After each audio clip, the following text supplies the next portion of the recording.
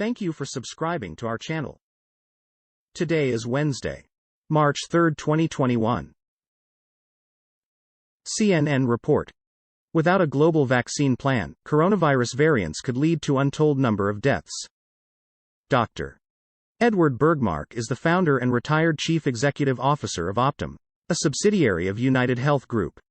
Eric Weirson is a six-time Emmy Award-winning television producer and a former senior media advisor to New York Mayor Michael Bloomberg and currently advises political and corporate clients on communications strategies in the United States, Africa, and Latin America. The opinions expressed in this commentary are their own.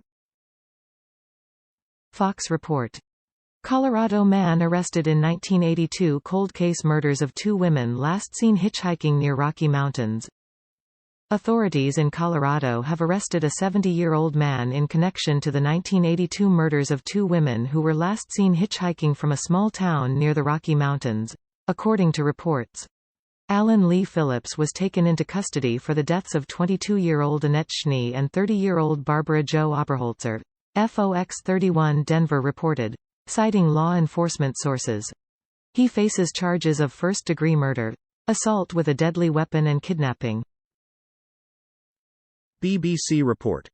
French photojournalist in coma after youth gang attack. Christian Lantenois, 65, was assaulted in a car park in the northeastern city of Reims while working for L'Union newspaper. He was found bleeding from his ears after he sustained very severe head injuries in the attack. A 21-year-old man has been charged with attempted aggravated murder and a second suspect has been identified. The charged suspect is accused of beating the photographer with his fist and then using his own camera as a weapon against him. Deutsche Welle report. Sweden. Police probe axe attack as possible terror crime. Swedish police are investigating an axe attack that took place Wednesday in the southern town of Vetlanda as a possible terror crime, authorities said. Police said at least 8 people were injured, but so far no fatalities have been reported.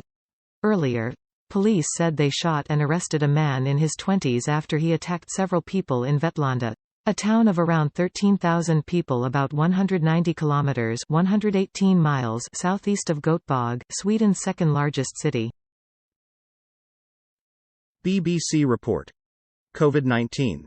Backlash in Spain over princesses getting UAE vaccines.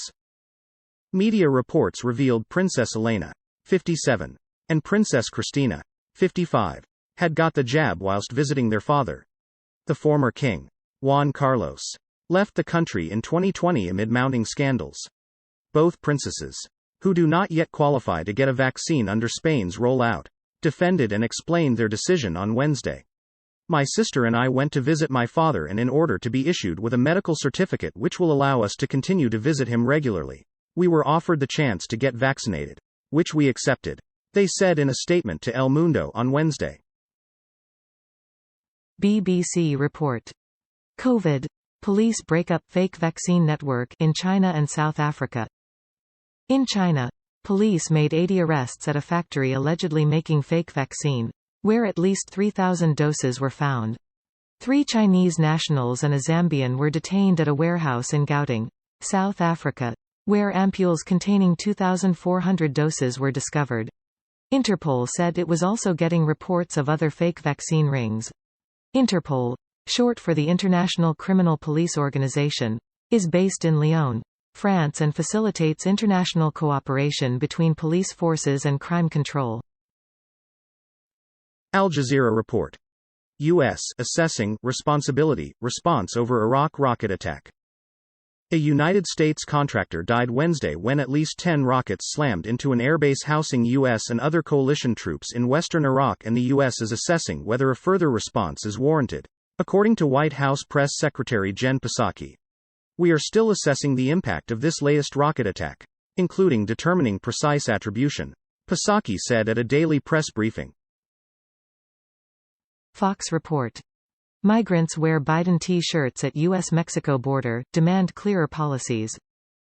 Migrants crossing the U.S.-Mexico border on Tuesday were photographed wearing T-shirts in support of President Biden at the San Isidro crossing port in Tijuana, Baja California state. One apparent migrant held up a poster that read, "Biden, please let us in." Prospective U.S. Residents and progressive Democrats are hoping the new president will implement more lenient immigration policies than former President Trump, though some politicians like Rep. CNN report. Late and leaky. How the UK failed to impose an effective quarantine system.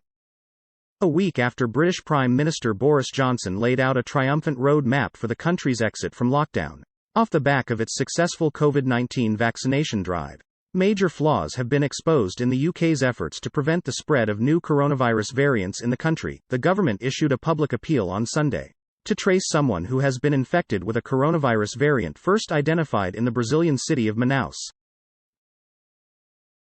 Deutsche Welle report. Myanmar protests. Dozens killed in blackest day since coup.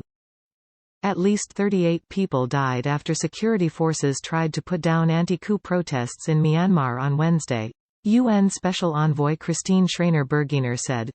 According to multiple reports from several cities and towns, police and military used live ammunition, as well as tear gas and rubber bullets, to quell protests in the deadliest day since demonstrations against February's coup broke out. Today it was the blackest day since the coup happened on the 1st of February. Today, 38 people died. Quote. Fox report. Virginia county's proposed rules affecting American flag blasted as insult to Old Glory. In Virginia's largest county, Fairfax, officials are considering restrictions on the size and number of flags residents and businesses can display, with no exception for the American flag. The Fairfax County Planning Commission is due to vote on a proposal Wednesday that would reduce the size of flags to 24 square feet, which excludes the right to fly 50 square foot fallen hero flags. Lower the height of flag poles to 25 feet. Fox report. Russian sanctions are a good start but not enough. Alexei Navalny ally. A Russian activist who called on the Biden administration to sanction 35 individuals for actively participating in the oppression and corruption of Putin's regime, told Fox News the U.S. sanctions announced Tuesday are a good start but not the end of their fight. In the first action against the Russian government under President Biden, the United States sanctioned 7 Russian officials and more than a dozen organizations over a nearly fatal nerve agent attack poisoning of opposition leader Alexei Navalny and his subsequent jailing. Deutsche Welle report. France bans far-right group Generation Identity. The French government on Wednesday agreed to ban the far-right group Generation Identity, saying the organization incited discrimination, hatred and violence. Interior Minister Gerald Darmanin posted the decree to ban GI on Twitter, saying it took into account the group's structure and military organization, adding that GI can be regarded as having the character of a private militia. Darmanin noted in the decree the group had links to ultra-right groups from which GI receives logistical support, noting that it received donations from Brenton Tarrant, the terrorist behind the 2019 mosque shootings in Christchurch, New Zealand. CNN report. Reeses is launching a peanut butter cup without any chocolate. Peanut butter purists called and Reeses answered. Reeses' latest iteration of its wildly popular peanut butter cup will be all peanut butter, no chocolate. Hershey HSY announced on Monday. The Reeses Ultimate Peanut Butter Lovers Cup is made entirely of peanut butter, both inside and in the peanut butter candy-flavored outer shell. This is the first time in the company's 90-year history that its peanut butter cups have taken chocolate completely out of the equation. Al Jazeera report. Blinken says China presents top challenge to U.S. foreign policy. Secretary of State Antony Blinken outlined the new Biden administration's strategic vision for the U.S. foreign policy and identified China as the top geopolitical challenge facing the United States. In a wide-ranging speech in Washington, D.C. on Wednesday, Secretary Blinken framed President Joe Biden's view of the world as a contest between democracy and authoritarianism and promised the U.S. would lead with diplomacy, not military intervention. CNN report. Leaving Las Vegas. Sands is selling its casinos in a $6.25 billion deal.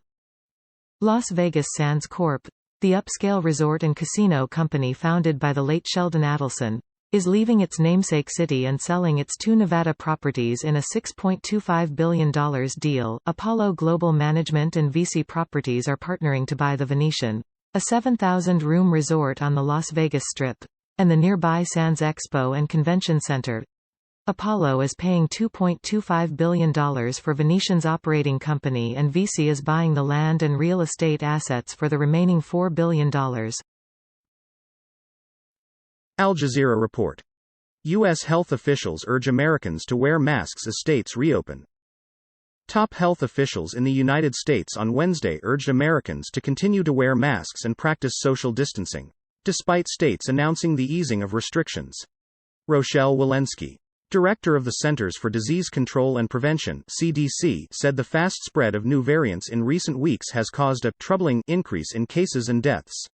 Walensky warned that the current trends could lead to a fourth surge in coronavirus infections, especially if fatigue and complacency are allowed to settle in. Thank you for watching 5 p.m. recap. To be notified, you can subscribe our channel and activate the bell.